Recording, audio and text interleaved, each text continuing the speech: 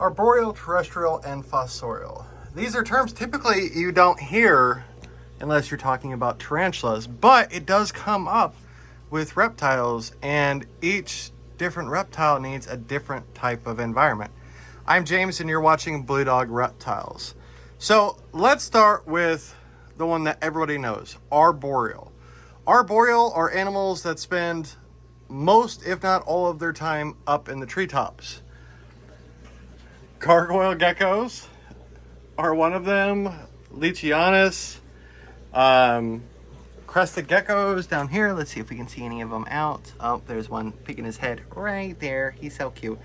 But you see how he's on the very top of the enclosure. That is an arboreal animal. Arboreals feel more comfortable, and a lot of people think of arboreal when they think about chameleons, because chameleons are always up in the treetops. Now, what type of enclosure does that go for? Well, depends on the size of the animal. You can have 8 by 8 by 12s for babies, baby arboreals. Oh, I guess I have some right here. You could have 18 by 18 by 18s for an arboreal if it's a juvenile. And let's say you have an adult crested gecko, then you could do an 18 by 18 by 24 or an adult gargoyle. So arboreals are pretty straightforward. Now, terrestrial. Let's start with the enclosure. Now, terrestrials could be kept in a 18 by 18 by 18 or 12 by 12 by 12, depending on what they are, or let's say an 18 by 18 by 12, or if it's a little bit bigger, it could be a 24 by 18 by 18, or even bigger than that, and you have a 24 by 24 by 24 or 4 by 2 by 2. Now, arboreal animals are things like uromastyx, bearded dragons, Haitian galliwasps.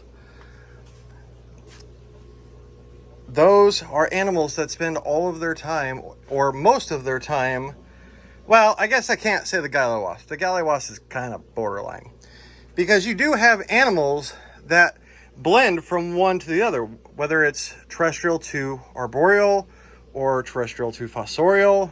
And even in like the tarantula world, you have arboreal tarantulas that like to be fossorial as babies, so, or even as adults. Another one to think about would be like the jeweled lacertas. They are I guess you can't see him. There he is. He's technically a terrestrial animal, but as you can see, he likes to be at the very top. He likes to be the center of attention. Now, let's move over into fossorial. What is fossorial? Well, and fossorial is an animal that spends, I would say, in my opinion, 80% of the time underground.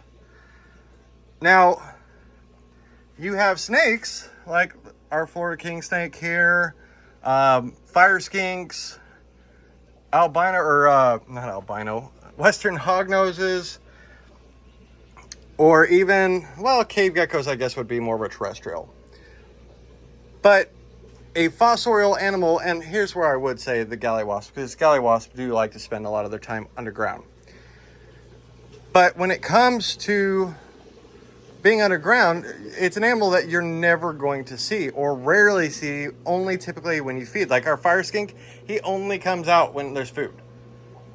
Other than that, he's always underground. Now, fire skinks, or crocodile skinks, man, I cannot talk today. I would classify them as both a terrestrial and a fossorial. And that's because, I'm sorry about the glare there, they wander around on the land, but then they do build their caves, just like ball pythons, underground. Same with cave geckos. Oh, look, a cricket. You will be ended soon. Now, how do we set up things like a fossorial?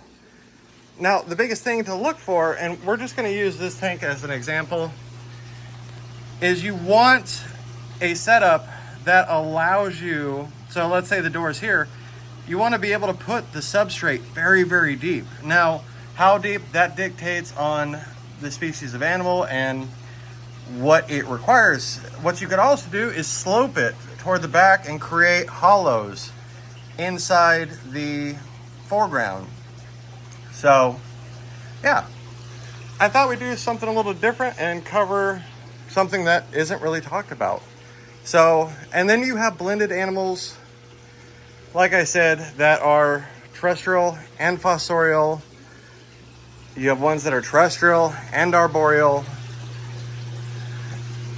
And then you have this beautiful setup. I know it has nothing to do with it, but this would be a terrestrial setup because there is not a lot of ground right here to dig, but there are hollows and caves. So I hope you enjoyed this video, guys.